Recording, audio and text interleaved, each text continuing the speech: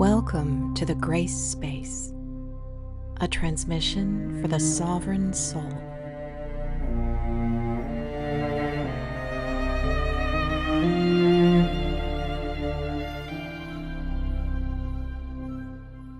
Because we were challenged, those of us who felt to our bones that our memo was, and this is for me, this is not what I'm choosing to do.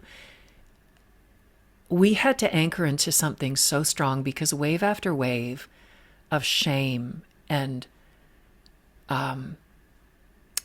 convincing us to join the larger group, it shifted after a period of time to persecution.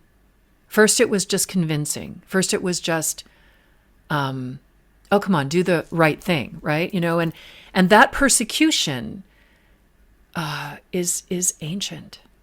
Yeah. And we who came with the other memo, that is really about owning the truth of our power and not bowing to an external force, often a patriarchal hierarchy that says, do this or else you will be punished. Hey everyone, real quick before we begin, if this content matters to you, you're warmly invited to subscribe to this channel, to like this video, to leave a comment, or all three. I read all the comments, and your engagement is really important because when you engage, it tells YouTube to push this content out to more people who would find value in it. Now that I understand this, I engage a lot more with the channels that are important to me because I know it really matters. Thanks for listening. Here we go. Today's conversation is not one to rush into. It's not background listening. It is an invitation to slow down and to feel. My guest today is my dear friend, Pamela Jane Gerrand, a singer, a sound healer, a poet, a carrier of what many would recognize as a Magdalene frequency. But what you'll hear in this episode is not a performance, a teaching, or a polished story. It is a testimony to love, to loss, to sovereignty, standing on your own 2 feet, to the body as a crucible, and to the great mystery that we call death.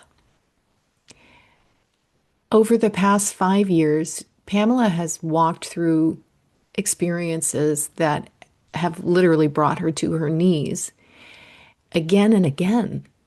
Physical illness, isolation, persecution for following her inner knowing, profound grief, and ultimately the conscious passing of her mother, witnessed by her and her family and sung into love. This conversation moves into very tender and sacred territory. And to be honest with you, I could not hold back my own tears. It's a beautiful conversation.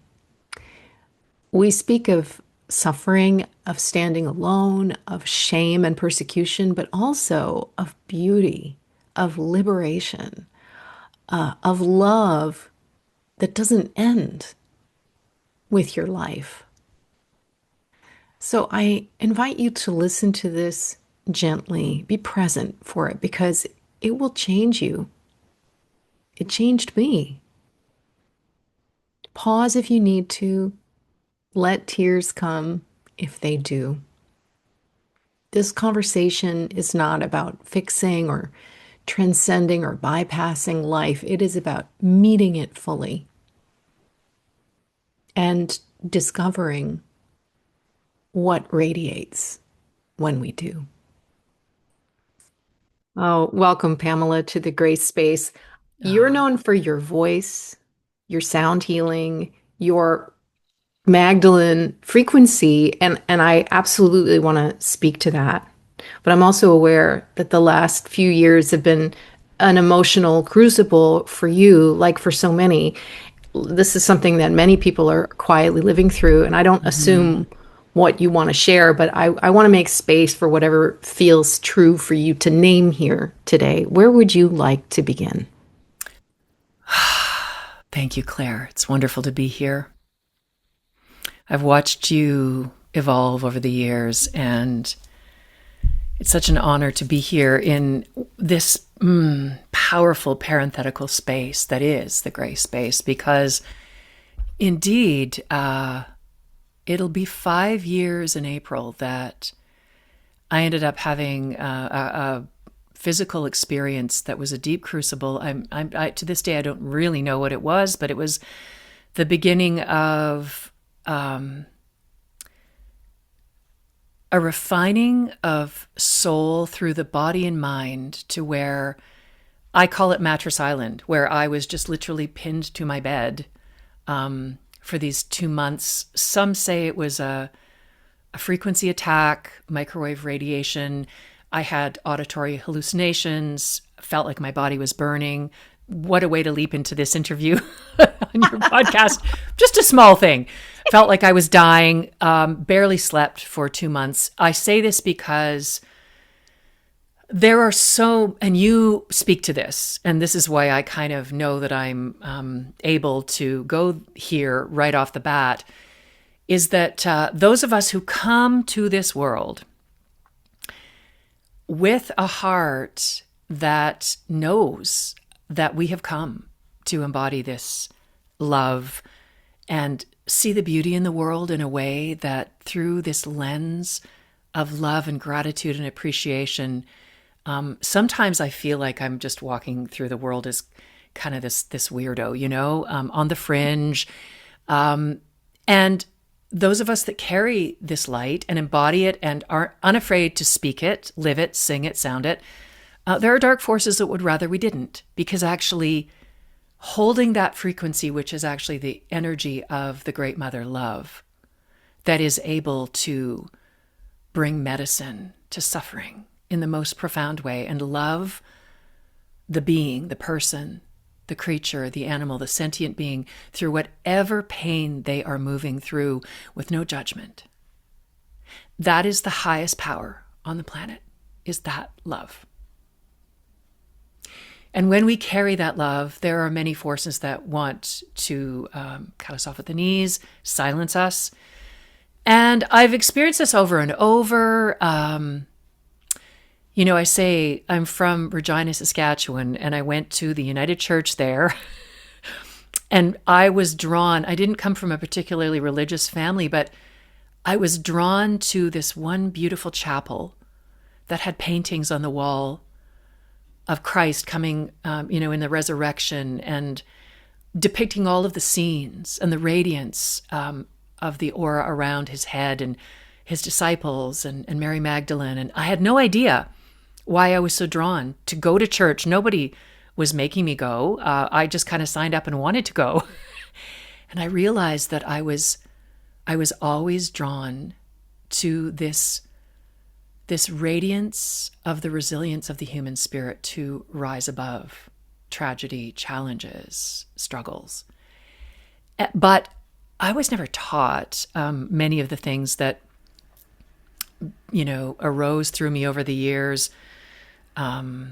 wanting to create ceremony at the equinox, the solstices, creating altars, knowing how to lay out stones and herbs, and these were all medicines that were remembering. And 5 years ago, when I was literally brought to my knees, I realized that we are in this apocryphal time where we are awakening to these profound gifts within us. And it's a spiritual battle. It is warfare. And when we are in these battles, it calls forth our greatest strength. And it is a time, I find, because I rose from that particular experience, finding some tools and medicines to move forward that involved blocking these frequencies. And 2 weeks later, I felt stronger than I'd ever been. Walked in the forest with my husband and my dog, and my right foot got caught in a root loop, and I was literally drilled into the ground on my left side. And it's no coincidence that it was all the left side, which is the feminine. I broke my elbow, ribs bruised, smashed my face, had a cranial injury, and I was back in bed for 2 months. So there was the beginning of this theme of you think you're getting up, not quite yet. Mm-hmm. And so in these times when I was healing, it was a chrysalis. Yes, it was a crucible, but it was also a time for me to truly detach from the outer world in the healing. And believe me, it's not easy to feel, but I know that you have this gift and you're teaching people not to be afraid to feel what arises, because it is the greatest gift. And it's multidimensional. And I want to just point out from what you just said, that yes, I mean, if those who are listening are not aware that technologies exist to directly attack people with frequencies, that is a reality that we are dealing with. And many very high vibing, powerful people like Pamela are subjected to this kind of attack. At the same time, you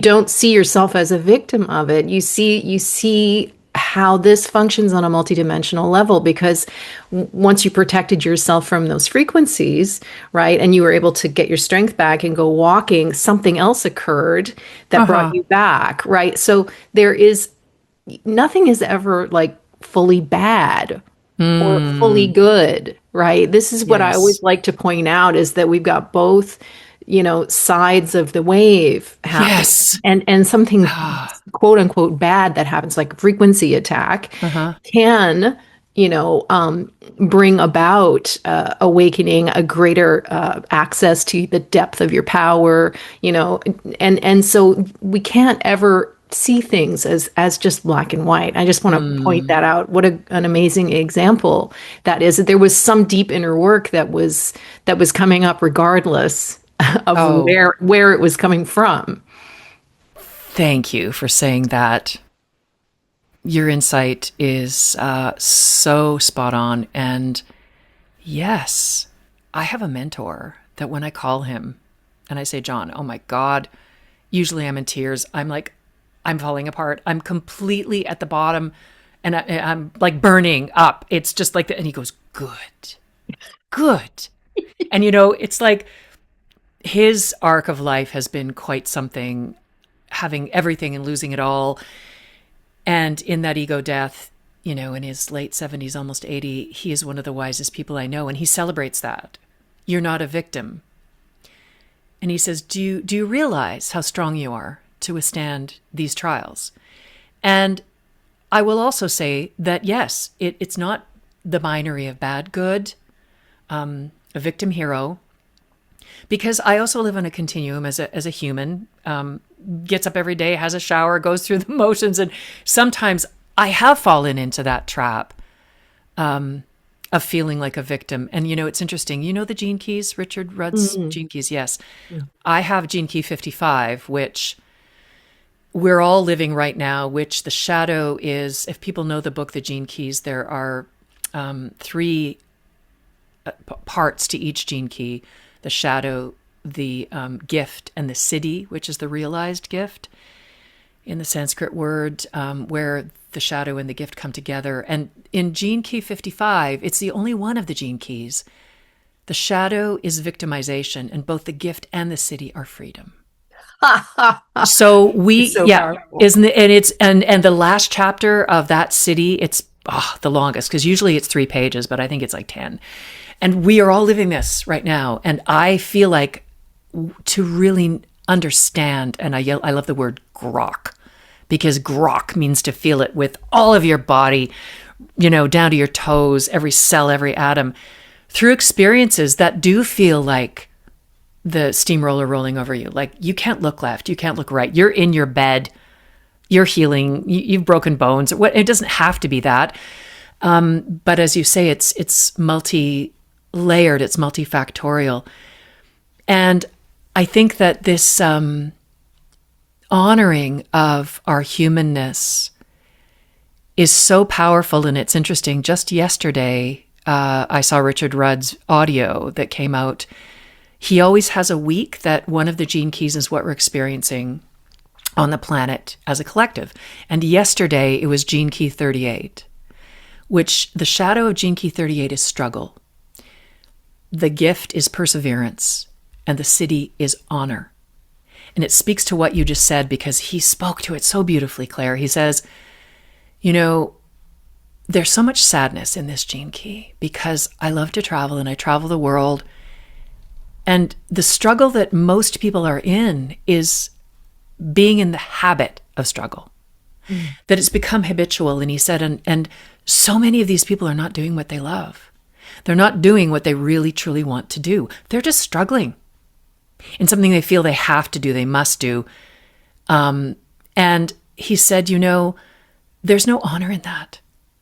There's, you may persevere, but when he said we move into the gift of that perseverance, but we can see the siddhi glimmering of the honor of actually, when we risk to, quit our job or step out of that relationship that is soul destroying, it liberates something in us. And then we step into, when we truly say, no, I'm going to do this. I'm going to do that thing I want to really makes my heart sing. Whether it's a career thing, a hobby thing, or a relationship that we leave behind to create space for something new that's going to be in better alignment, not just the habit of struggle. And he said there becomes a liberation in that there's a buoyancy then to our life. And he said, and we as humans are meant to be challenged. We're meant to struggle. We're warriors. Every movie you see has the hero's journey, It's the Joseph Campbell story. We are meant to meet the demons. We're meant to struggle. So I actually look back at the past 5 years and I go, whoa, I've lived through this. I've survived.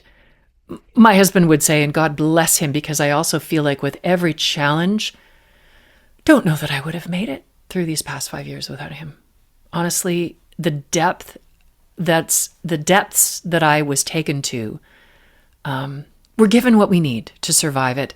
And I have to say that most of my poetry, my songs, our art comes from these places where we have been taken to our knees. And it's a collective experience, this undoing, isn't it?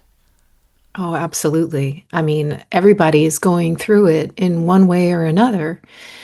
And before we started recording, you said something really powerful about, the ways in which we are confronted so that we can finally fully step into our authenticity, our true voice.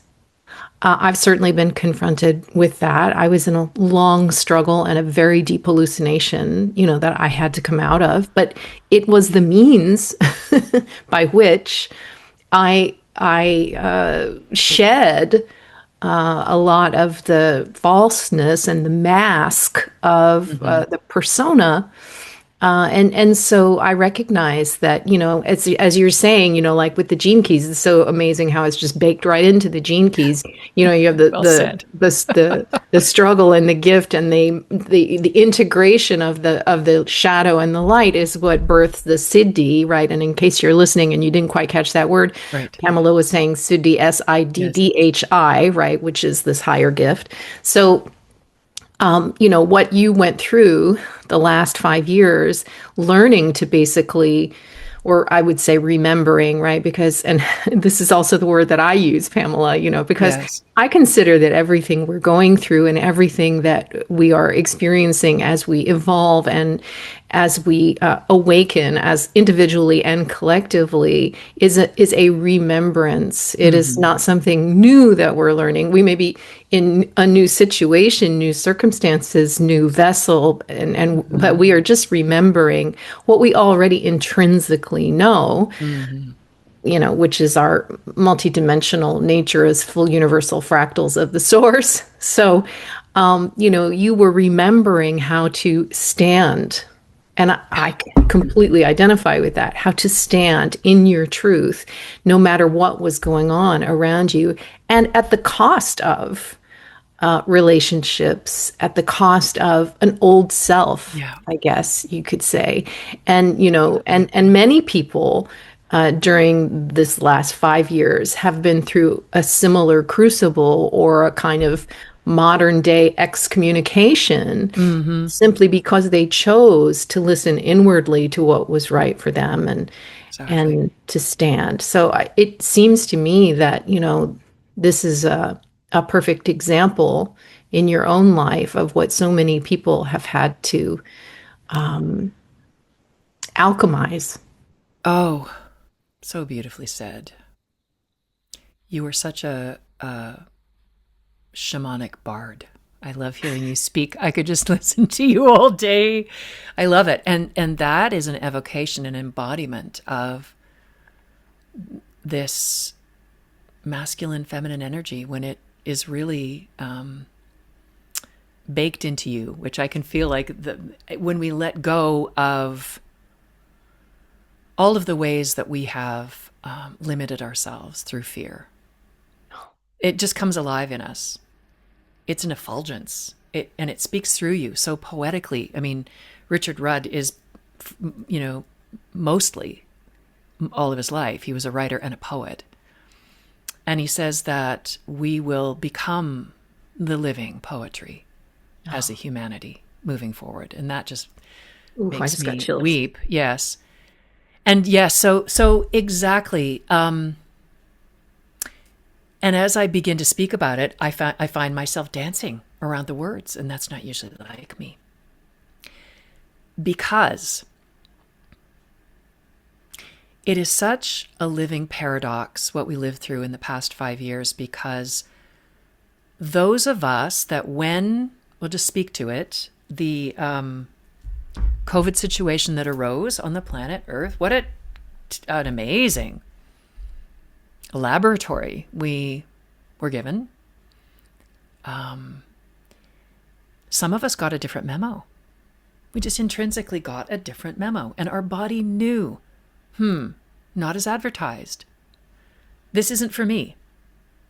And I'll just say it. Don't want to take the jab. It's not for me. It's just not. And we could see, and I don't want to make this too political because I do believe that everybody played their part. And it is the story, the eternal story of the majority doing what they think is right. And absolutely everybody who chose as they chose to participate. I don't even want to use the word comply because it was such a coercion. There was a mass formation. I will say it felt very much, looking back, I feel, and I'm sure you speak to this too, about the brainwashing, how people's minds are formed to believe a certain thing and they believe it to their bones. But it became this pitting of one faction against the other. And the smaller group represented those who wouldn't do what was called the right thing. And I'm saying this because I'm not doing it with both air quotes. I am grounding in this beautiful blue apatite because it is the most incredible master temple orb. And I do believe that as I'm holding it as a master energy, because we were challenged, those of us who felt to our bones that our memo was, and this is for me, this is not what I'm choosing to do. We had to anchor into something so strong because wave after wave of shame and convincing us to join the larger group, it shifted after a period of time to persecution. First, it was just convincing. First, it was just, oh, come on, do the right thing, right? And that persecution is ancient. Yeah. And we who came with the other memo that is really about owning the truth of our power and not bowing to an external force, often a patriarchal hierarchy that says do this or else you will be punished. And the punishment was so subtle, yet so horrific. You will lose everything you love. You will lose your family. And they will be our instruments. And the messaging will be so strong that they will believe that you are the enemy. And this happened around the world. Wow. Do you know, when you sit back and look at it, it is fascinating how intricate the narrative was. So many people lost those dearest to them. And I know that we all do, that are planted into our family as, you can call us the black sheep, but I think we're the rainbow sheep, because we come as a blast of white light carrying all the colors. And yet we just kind of naively go through our life, perhaps not doing as others do. And that is seen as a threat, ultimately, because you cannot be controlled. And yet, who's being controlled? It's a deeper conversation, and yet we are doing the deep conversation, aren't we? In the end, what I said to the world through some Facebook posts and even to my beloveds was, isn't this interesting that a medicine that was supposed to prevent people from becoming ill, prevent harm, has created so much harm on the planet? And so what unfolded was one of the most mythic campaigns of persecution and division and separation, rooted in the ego mind. I'm right, you're wrong. It was a war. And no one wins. No one wins in that case. And I love that my father, seeing what was happening to me, but he has short-term memory loss. He could feel that things were not right, and things were being said to me that he didn't understand. And one day I came in crying from the backyard because there was an incident that was really, really hard on my heart. A family member that was so deeply threatened by my choice. And my dad said, "What's wrong?" And I, usually I wouldn't tell him, but there was something in his onset of dementia that softened him. Mm. He was a lawyer. My dad was all about black, white evidence, collecting evidence, finding the truth through evidence. And I just sobbed as his baby girl and said, and I told him, I didn't make the choice, the rest of the family did. And he said, well, surely, if all are thinking alike, then none are thinking at all. And I said, Dad, that's brilliant. Who said that? I did. And for years, I thought my dad coined this phrase so brilliantly. Well, it's what I needed to hear in the moment. It wasn't until years later when I was at the gym and I saw somebody that had a t-shirt that had that quote on it, and it was General Patton that said it. But I love that my dad was quoting General Patton, and from a war, right? Speaking about, he said, don't we live in a democracy? So I say this with all respect, because I'm speaking about, this is where the shame comes in. I'm speaking about my family. And I cannot even tell you I can tell you, because people will resonate with this because we all experienced it. What do you do when you are shamed to the degree where I, for a few years, I battled with, there's something wrong with me. Like, maybe they're right. And it became this trickle down of that shame and that doubt is so pervasive. And it was thick in the field, right? And so we were placed in the greatest crucible / chalice that we possibly could have been put in on a planet, to face the ways that we become locked in the mind and we divorce ourselves from the heart. Because so many times I kept saying, what does this have to do with love? Can we not love each other no matter what it is that we believe? And this is how we know that this was politicized because it wasn't just about a health decision. It wasn't just about doing no harm. We were pitted against each other. And so what is the healing in this? This is historical. We've gone through it. And there is so much healing in this. And I bring myself now to, reflecting on the past 5 years, and especially the past year, where in the past 14 months, I thought I'd been through there were a couple of years that were less challenging. Thank God, thank Goddess. But the past 14 months, I had surgery end of October 2024, which I've never had a major surgery before. And 10 days later, I developed a post-surgical infection that turned into sepsis, turned into a blood infection. So it was the sickest I've ever been in my life.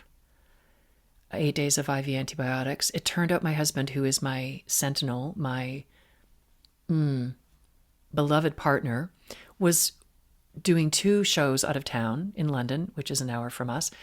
And you've worked in theater. When you were committed to 2 gigs, it just so happened that they were happening in the same city back to back. He was gone like 10, 11 hours a day. And I've known a lot of people in this community for a long time, but part of my shadow, it's my shadow gift, Siddhi, that I've had to live, is there's been a certain aloneness in my life. A lot of people say, oh, you got it going on. You don't need anything. What do you need? And so I was meant to, again, be put in this place where I was healing from something profound. And I reached out to the only family member who lives within an hour of me and asked him to come, and he did not come. And I know that the dungeon of thoughts that he was placed in, and I don't need to say who this is. All I know is that, I don't blame him. I just know he couldn't. And I look at the world and go, sometimes I have raged and, shake my fists and say, why did this happen? And yet I know that I was meant to go even deeper. And so I made it through this blood infection, many months of healing, 4 months. And Anthony William, the medical medium, calls it being on Mattress Island. And he speaks to the fact that some souls come into their lifetime and we think, oh my God, people that have incredible challenges physically, mentally, emotionally, that live lives in their bedrooms. They are bedridden. And from some perspective in the labyrinth of the mind, we think, oh, that's horrible. Like you said at the, partway through it, bad, good. And Anthony Williams says, oh no, the souls that live most of their life on Mattress Island, they are the saints. They are the avatars. They chose to cultivate the most profound awareness in this state. So there I was again on Mattress Island, healing. And we booked a trip to Mexico first week of April. And it was hot and sunny and wonderful. The resort we were at was very windy, beautiful. But at the end of a couple of the days at this resort, there was a bowling alley. Now, this is so ridiculous to go from the sublime to the totally silly. We went in this bowling alley to escape the heat and the wind. I didn't realize that I had been healing for 6 months at that point, and I'd lost muscle mass. I've always been very active, doing yoga, cycling, hiking, but my body was not in the same state it had been half a year before. And we went bowling 3 days in a row, 10-pin bowling, and then the last day I played 3 games. All of this to say, I ended up having an injury, a soft tissue injury in my hip flexor on the left side, which of course, again, is the feminine. Yeah. Little did I know, I got on the plane the next day. It wasn't like a instant injury. I didn't feel a pop or, it wasn't pain instantly, but I got up to walk on the plane the next day, could barely walk after sitting. Got home the next day, it was freezing cold, 50-degree temperature change. That temperature change affected my muscles as well. The next day I got up to walk. and couldn't even put any weight on that leg. Such severe pain.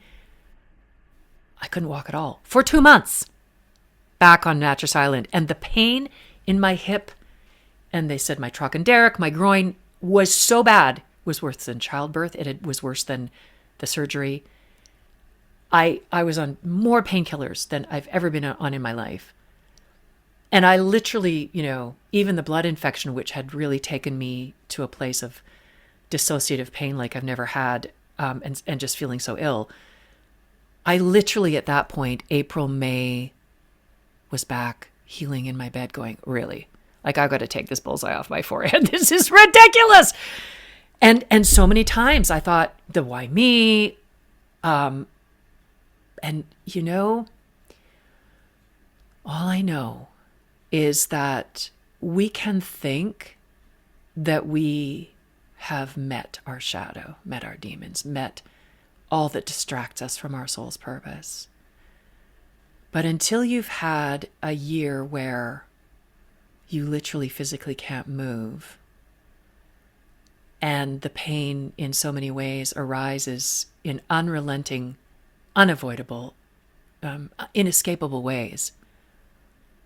Well, I suppose you can choose to be in just a medicated blur and you don't get the lesson from it, but I went off the painkillers quite quickly and just was with it. And 2 weeks after I got up out of bed and could walk again, my mother, who'd been through many health challenges over the past 3 years and kept, we called her the comeback queen because she'd be hospitalized and come out back and forth like a revolving door. And from January to June of that year, she had been in and out of the hospital maybe a dozen times. It became clear towards the end of June this year that she wasn't going to be coming back. And she made a choice mid-July because she was very, very ill with COPD. She'd been wheelchair bound for 3 years, but she was very, very ill. She chose to do MAID, and that brought new challenges to the family, of course. And I will say that the most profound experience, not only of this year, but of my entire life, was being present with my mama Ella, with 7 other family members, including my daughter, all around her as she took her last breath. And I, at first, I didn't want her to do MAID. I was all for a natural death, whatever that means. MAID felt very from the masculine medicalized way. But I really suspended judgment because she embodied that struggle, perseverance, honor, Gene Key 38, to her core at that time, Claire, because she had persevered and struggled in such monumental ways. It's actually indescribable what she went through and how she didn't die over those 3 years. She probably could have 30 times. But she got to a point where it was very clear. She'd made a choice. And her choice was filled with so much honor that she taught us all the truth of what unconditional love is, what universal love is. She embodied ego death in the weeks before she left, died from her body, because, she was so present to the experience. There were a few moments where she questioned what she was doing, but they were infrequent. She made her decision, and you could feel the freedom arise in her from that decision. And she chose, knowing what the appointed hour would be. She decided on a Monday, and it was a Thursday at 1:00, to pour every bit of love that she had into us. I felt like she was transmitting a love so profound and complete and eternal that it would fill us up for the rest of our lives. And she did it consciously. She took every one of us aside and spoke to us heart to heart. And the morning she died, well, actually I have to back up to the night before she died. She had asked me to sing at her celebration of life, and she thought maybe one of the songs I'd written.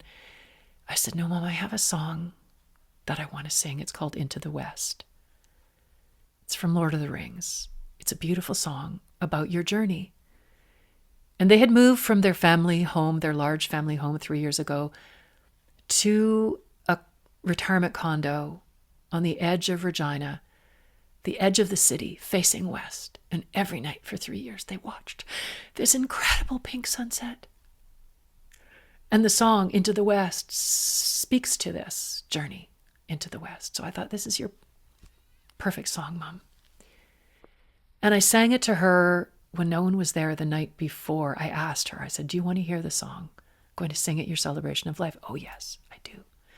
And I'd gone and gotten a speaker, and I had a track, and I sang it for her just as my dad was coming in. He said, what are you doing? And my dad has dementia, but he said, I want to hear that. So I sang it again. And as I was singing it the second time, I thought, oh, geez, I wish I had a recording of this. My mom was so present. She was just bathing me in this love through her eyes, through her heart, through her presence. So the next morning, I asked my sister when nobody was there yet at their condo. And I said, Mom, would you be okay if I sang the song I'm going to sing at your celebration of life again? Oh, yes. Oh, yes, please. I want that. So my dad was in his recliner. My mom was in her chair that she died in. And Claire, when I sang that song to her 2 hours before she died, she embodied that gene key. She embodied moving from the constriction to the liberation, to the honor of death, from the struggle and the suffering to dying before she died. She gazed at me with so much love that I felt like she was filling me up for the rest of my life. And I know that in that moment, I've had glimpses of what it is to embody a siddhi. But for those 3.5 minutes, we lived it. She beamed so much love to me. It was liquid light. My sister was filming and she was crying. You could hear her softly sobbing. My father, she panned to him a few times and he was kind of like, what is going on here? But you could feel him anchoring this. And I have to say that as I was singing to her, I thought the night before I knew I wanted to ask if I could sing it to her. I thought I'd be so sad. And yet all I felt was this joy that we chose each other as mother and daughter. And we got to have this conscious moment. There is no death. She gazed at me with the truth that there is no death.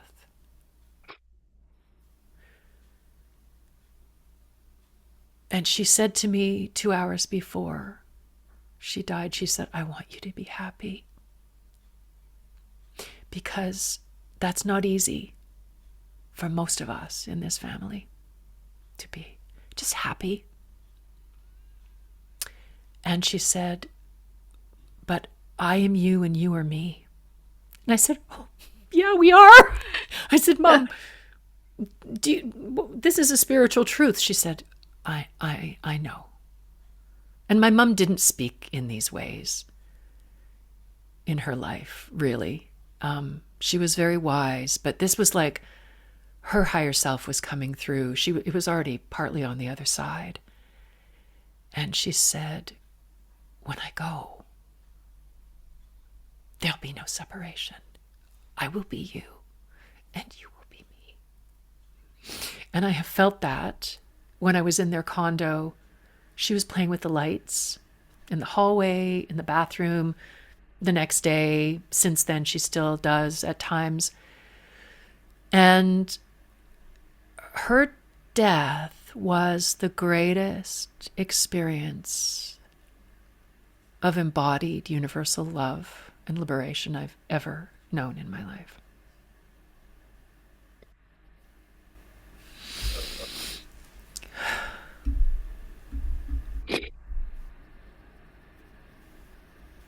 Yeah. I just want to allow the space for all of this to land, because I mean, Yeah. I'm in tears too.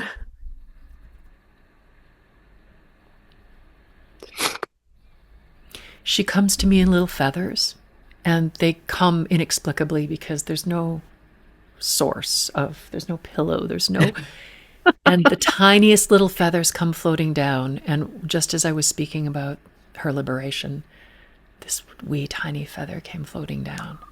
Amazing. Yeah. Well, I just don't know how to express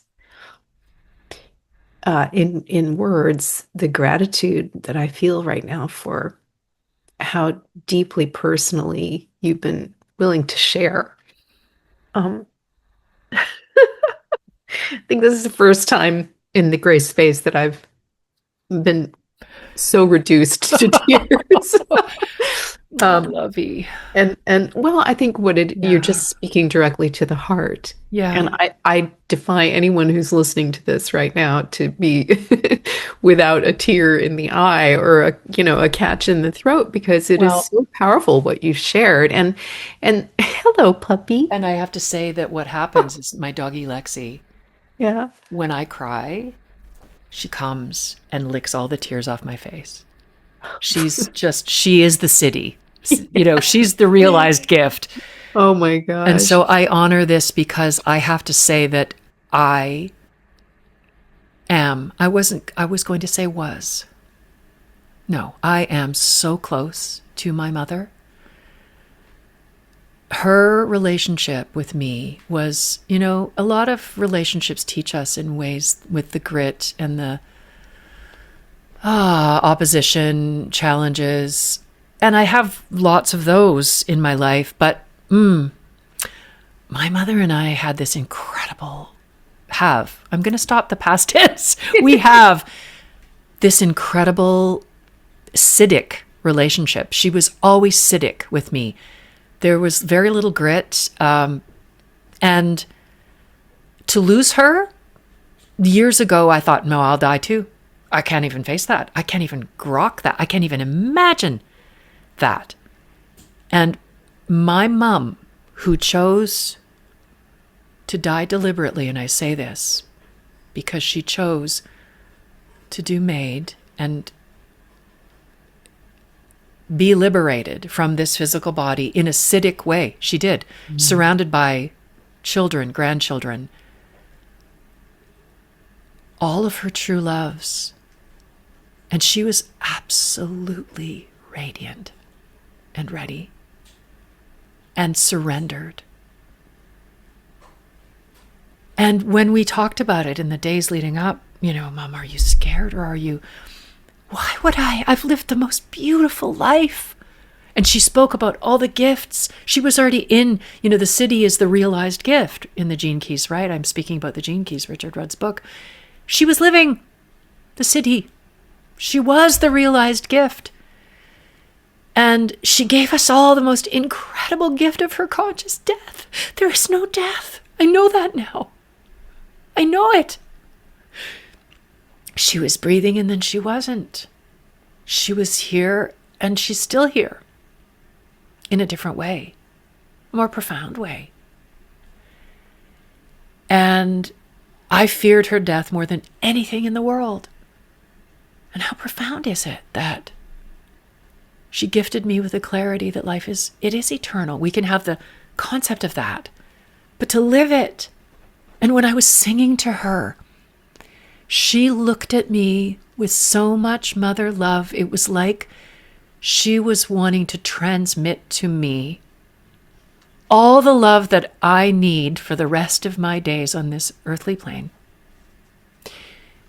And then when I saw her flicking the lights after she died, I'm like, oh, there you are. You little cheeky monkey. You're not gone. And yesterday I went into meditation and she spoke to me for half an hour and gave me some profound insights into a relationship I'm having right now that's extremely challenging and bringing me to my knees, actually. I never thought that after my mom dying, I would. Of course, the lessons actually, P.S. for people, everybody knows this, they actually get deeper because we are capable of meeting them and transmuting them. And that is the piece that I know that we are on the planet right now experiencing. We are moving on the planet from our own collective gene key shadow to the gift to the siddhi. We are all being asked to metabolize the darkness, that the division, the separation, the blindness, the agony, the fear, the shame, the guilt, all of those lower density states. We are all being asked to metabolize them, eat them whole, have a big banquet of them. Yes. Right? Not to look away and because shame is the worst. Shame is the thing that keeps us bound, right? As a friend of mine said last year during the podcast, eat death for breakfast. Yeah. And guess what? My family, who were present to my mom's death, July 31st, we ate death for lunch that day. Mm. And do you know, there's nothing like it when you can meet it full on with love. Transforms you. Because what is that? Is it a Rumi poem? Enough of this teacup talk of God. Fill my cup, pour it over my head. You know, I love how Rumi is so visceral and funny and just gets to the point, right? And there's no teacup talk of God when you're sitting with your mother when she's dying. And to be present in a way that, you know, so often, historically, death has been shrouded and kept behind doors or, you know, I think eons ago, it was much more of a, we'll sit around the bed and hold you as you die. It's become more, can't think of the word right now because that's what happens these days. Sometimes they're there and sometimes they're not, but institutionalized, you know? Yeah. And it's such a sacred transition, just as birth is. And we don't ever die. That's the truth of what I know. We may lose this physical robe we wear, but our energy is eternal. And you know what that does? It's the greatest liberation because most of us fear death more than anything. What is that Jerry Seinfeld joke? Most people, we would rather rather be in the coffin than speak at a funeral. Like, I mean, public speaking about death is just, as bad as being dead. Like, it's just a subject that we don't want to look at. And yet when we look at right straight in the eye, there is a light that pours forth that liberates us, that way of when you face your greatest fear, it has no hold on you. Exactly. Well, I mean, I think that is what the heart and essence of this conversation up until now it's been a container for that knowing, and I'm just blown away by how your story it demonstrates, illustrates, embodies, tells us the tale of what has been done in order to try to suppress what we are and has not succeeded. Yeah. I think that's where the deep tears came from for me, was like, nothing can kill us. Nothing can destroy us. If we're willing to look at what is in the face, Yeah. call it out, name it, stand, nothing can destroy us. And I I am positive that this is why so much has been leveled at us Mm-hmm. in every vector Yeah. to attempt Mm-hmm. to suppress what we are Exactly. because of who we are, really, when we remember. And this image I have and felt sense that I have of your mother radiating this pure love, like, you know, with death as a doorway, giving the permission, for her to be the CD, right? To be Yeah. what it is, to radiate love with no constraint whatsoever. I was just imagining, what if we all allowed ourselves to do that? Whoa, Right? instant transformation Yeah. of the entire planet. But, I mean, when one person does it, it's so powerful. I can feel that Mm. I'm affected by it. And I also see that in a way you were being prepared for this new octave that you're in now Yeah. with your own transmission of this unconditional, deeply healing, powerful well of living light that is coming up and out of you. I mean, as your voice, as your healing, your sound healing work, Yeah. your songwriting. I mean, like everything that you are, that is your gift Mm. to humanity is like next level by the grace of that experience you went through, and going back to, the pain and the agony and the struggle, the shame, the aloneness, all of which really I resonate with personally, all of that, and the physical suffering, I mean, just everything, and then culminating in your mother's passage and the huge gift of that time. Yeah. It's like, I mean, this is what we all, if we're willing to, Mm. can Yes. experience. Many people are so afraid of the lows. They're so afraid to feel what is, that they can't ever really experience the highs either, Mm-hmm. because again, it's the wave, right? But Yeah. I, I mean, it's just such and I'm just blown away by this testimony, because it's a message. Well, and it is a message. And the gift that I received, I just wanted to share with you, if I may, thinking exactly this, that we never know. We think that we are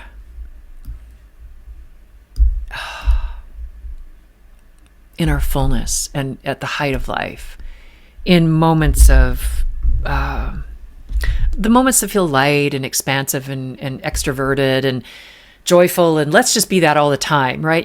Those moments that we all want, and that actually are in our world has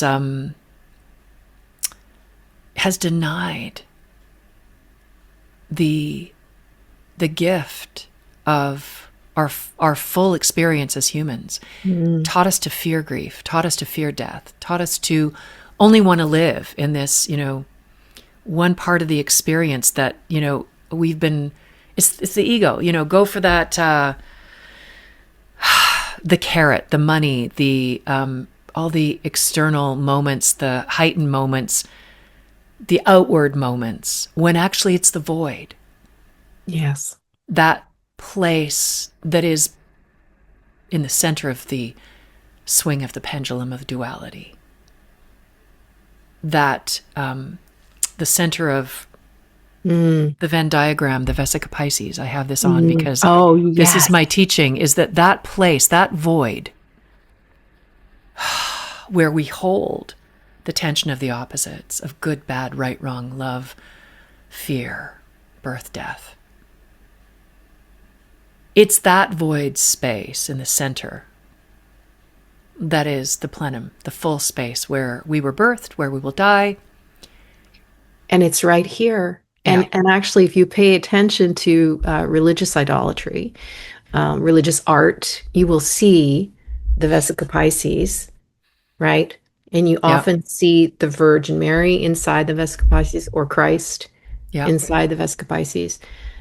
There's that is a message too. That is a spoken. That Yes. is a language, a symbolic language that we can feel, even if we've never heard of the Vesica Pisces. But that is, to me, the Vesica Pisces is the moment of the creation of light. Yeah. Yes. Absolutely. And when I'm thinking about my mother's death from this world, which was something I feared more than anything ever, probably tried to avoid thinking about it, denied it. I think we all didn't want her to die so badly. We kept her on the earth for about 3 extra years. You know, and that void space is so rich and so healing. And may I share a poem that came to me? Oh, yes. Okay, it's called Into the Void, and it came to me just before January of 2012, so 14 years ago now. Between Christmas and New Year's, I ended up sick. What was it? It wasn't a flu, it wasn't a cold, it wasn't stomach flu, it was a frequency sickness of some kind. It was a soul crucible that I needed to go through, body and soul. And I took to my bed, had a fever, was in and out of consciousness, literally. I mean, there was maybe some, I don't know, whatever the sickness was. It was a crucible to take me out of the ordinary consciousness. I was fevered and barely ate, just drank water for about 5 days.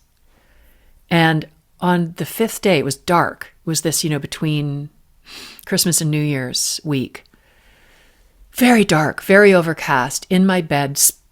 Didn't say anything to my family. At that time, my kids were still at home, and what's wrong with mom? And I don't know. Everybody just gave me my space. And on the 5th or 6th day, it was New Year's Eve. Actually, it's the day that's today. Oh my God, this is so wild. I receive more auditory messages, kinesthetic. I don't so much see. But that day, I literally roll out of this cocoon chrysalis thing I'd been in my sheets, just sleeping for 5-6 days. And I'm delirious pretty much. And I start looking, these words rolling down like credits at the end of a film. And I'm looking at it going, oh, wow. And I'm reading it. It was a non-ordinary experience, obviously. And I wanted to write it down. And as soon as I had the thought that was very 3D, it disappeared. And I went, oh no, I didn't get it. And a voice very quietly said, oh yes, you got it. You have it. So I got paper and a pen, and I wrote for about an hour, and I wrote 5 pages. And then this quiet voice that had said to me, yes, no, you have it, said, the first page is the poem, the pith. The rest is just you ruminating on it. Let that go. And so I looked at these words, and, I've been a songwriter for many years, 20 years, maybe more, a poet for about 15. Well, I've been writing all my life, but those sort of constructs, I would say, are on those timelines. I looked at these words and I thought, oh, this was the hand of God. This was the hand of the divine writing through me. I was just the instrument. And it was written for this cusp of the year moment, at this time of me being sick in a cocoon of fever, physically. But I know for myself, that's when I was birthed from 3D really into 4D, and some hints of the 5D that would come later. And that people say that that time we were birthed into 2012 was really the beginning of this era of transformation. Little did I know that me being sick of what I thought I was sick, there was a burning off happening. And this poem was delivered to me in such a profound and yet just beautifully ordinary way. It's called Into the Void. There's so much one can do before a fresh stretch of canvas. Stand before the silent stare of its wide open invitation. It's bold, nothing, and everything. Prime it, light it, prepare the paint. Dance around the edges until the jagged emptiness calls you inside. Nowhere to hide. There is so much we can choose in the moment before we dive in. We dream, we distract, we wait, we drive. We travel to places, and there we find others wide open on this razor's edge. Traveling blind, seers in the dark. Bandages off, we offer the light, our tender hearts naked and newborn. We find a beauty there so rare and radiant and true. Our hunger sparked and fueled by this fresh stretch of joy. Something glimmers in the distance. The mystery urges you on. There's so much one can do inside the long stretch of winter. Draw the curtain back on your wildly busy life. Stand before the canvas of your fresh year with its calendar of Sundays and sunsets, laundry and longing, with resolutions bravely inked. Outrageous, you decide to look so far ahead, and like a hibernating bear, thick with your extra coat of forgetting, you head back to bed. There's so much one can dream inside a long stretch of slumber, and you sleep until your bones unravel, until the deep goes deeper still. And there you find the golden prize, the pilot light, that spark within the ebony of your fear. The place where beauty whispers and a raven takes you back into the void on wings of light. Prayers that hold you still. And in this stillness you find release, a peace that bears all pain, a mother's arms that hold you close, and a love that calls your name. There's so much one can become in the cradle of love, all sorrows rocked away. The great mother invites us to dance in her milky way, the sway of hips, of lips, of laughter. Dance us beyond the dry land of the mind, to the shimmering sea of presence. Drenched in the gold of the secret we hold, we discover we are the canvas. No land beyond, no gaping emptiness, no outward successes to measure. We close our eyes, and there, inside, we glimpse the spark, our treasure. Bold nothing, and everything lies within. The jagged emptiness softens. The light shifts. The canvas blazes.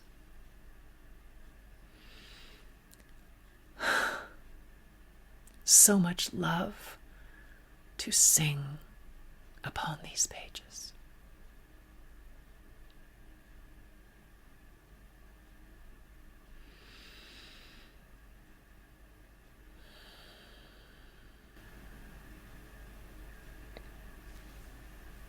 Pamela Gerrand, I feel very privileged to call you a friend. Oh, thank you, Claire. And I think that we should leave it there for today, because you've said it all. I want to give space for these words to resonate. And for those of you who are watching and listening, all the information you need to reach Pamela will be in the notes. Thank you, Claire. I think you should definitely come back. We have so much more to talk about. It would be my pleasure and my joy. Thank you, Pamela. Thank you, Claire. As we come to the close of this conversation, I want to honor the space that was opened here.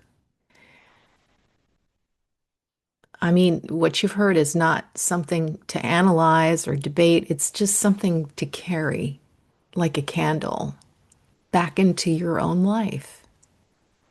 Pamela's totally vulnerable, open, honest, authentic sharing reminds us of something that's so easily forgotten. That grief is not the opposite of love, that death is not the end of relationships, that standing in truth, even when it costs us, does not diminish us. It deepens us. If this conversation touched places in you that feel raw or unresolved or quietly aching, then please know this. There's nothing wrong with you for feeling those feelings. You're human.